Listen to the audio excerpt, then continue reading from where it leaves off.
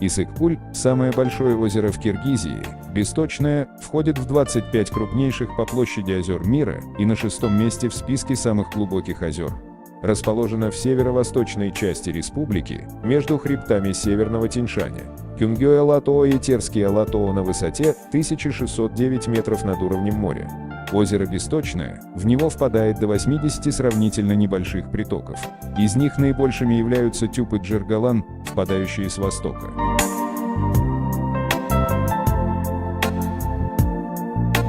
В западной части к озеру очень близко подходит река Чу, которая по протоке Кутималды длиной в 6 километров иногда отдает ему часть своих вод во время весенних половодий.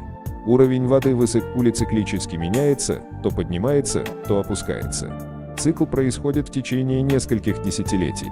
Вода солоноватая, минерализация воды 5,90 промилле.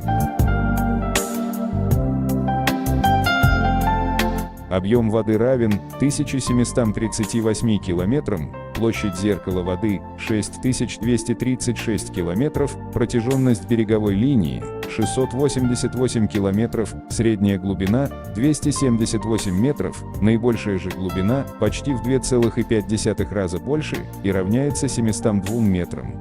Протяженность Иссык-Куля с запада на восток равна 182 километрам, а с юга на север – 58 километров.